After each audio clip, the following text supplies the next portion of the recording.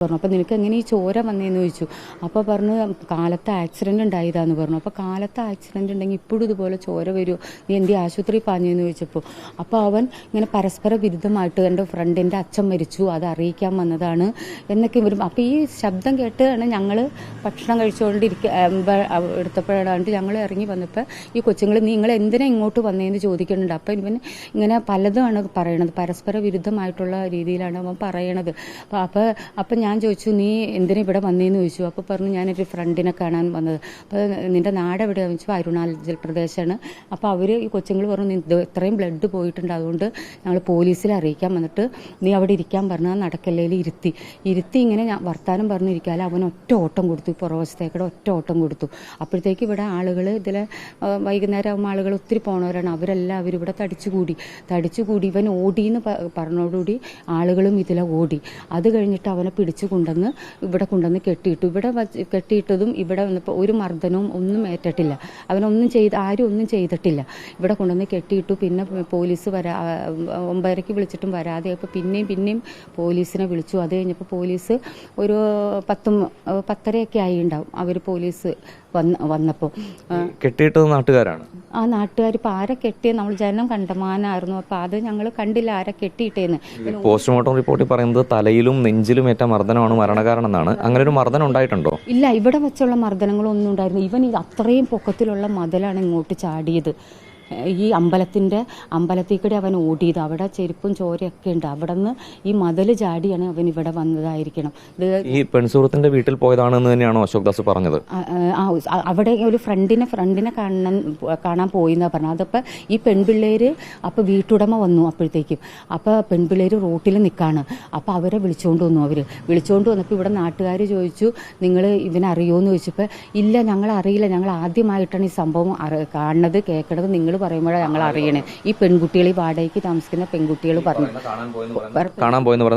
അത് കഴിഞ്ഞ് പിന്നെ എല്ലാവരും ചോദിച്ചു കഴിഞ്ഞപ്പോൾ പറയാ ഇവൻ എൻ്റെ ഫ്രണ്ടാന്ന് പെൺകുട്ടി തന്നെ പറഞ്ഞു. അപ്പോൾ ഇത് എന്തിനാ നീ ഫ്രണ്ട് നിങ്ങളുടെ വീട്ടിൽ വന്ന് ഈ ഹിന്ദിക്കാരൻ നിന്റെ ഫ്രണ്ടായ എങ്ങനെയാന്ന് ഈ നാട്ടുകാർ വന്നവർ ചോദിച്ചു. അപ്പോൾ ഇവൾ അതിന് ഉത്തരവില്ല, ഇവളൊന്നും മിണ്ടണില്ല. ആ ഒരു പെൺകൊച്ച് കരയാണ്, മറ്റേ പെൺകൊച്ച് ഇങ്ങനെ പറയാണ്. അപ്പോൾ അത് കഴിഞ്ഞ് പോലീസ് വന്നതിന് ശേഷം ഇവള് പോലീസിനോട് പറഞ്ഞു സാറിനോട് എനിക്ക് പേഴ്സണലായിട്ട് സംസാരിക്കണം എന്ന് പറഞ്ഞു.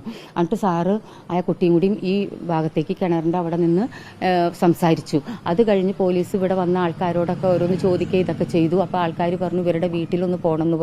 അപ്പോൾ അവരുടെ വീട്ടിലേക്ക് പോയി. അപ്പോൾ അവിടെ എന്തോ ഗ്ലാസ് ഷോക്കേസിൻ്റെ ഒക്കെ ചില്ല് പൊട്ടി കിടക്കുന്നുണ്ട്. പിള്ളേർ വീഡിയോ ഈ ഫോട്ടോ എടുത്ത് കാണിച്ചു. ചില്ലൊക്കെ പൊട്ടി കിടക്കുന്നുണ്ട്, അവിടെ ബ്ലഡും കിടക്കണുണ്ടെന്ന് പറഞ്ഞു. ഇപ്പോൾ ഈ അറസ്റ്റിലായിരിക്കുന്ന 10 പേര് ഇവിടെ ഉള്ളവരാണോ? ആരൊക്കെയാണ്? നമ്മുടെ ചുറ്റുവട്ടുള്ള ഞങ്ങളുടെ ബന്ധുക്കളാണ്. എൻ്റെ മോൻ ഇവിടെ നിന്ന് എൻ്റെ മോനൊക്കെ ഇപ്പോൾ അറസ്റ്റിലായേക്കണത്. പോലീസുകാർ സ്റ്റേറ്റ്മെൻറ്റ് എടുക്കണമെന്നും പറഞ്ഞുകൊണ്ട് അവനെ കൊണ്ടുപോയതാണ്.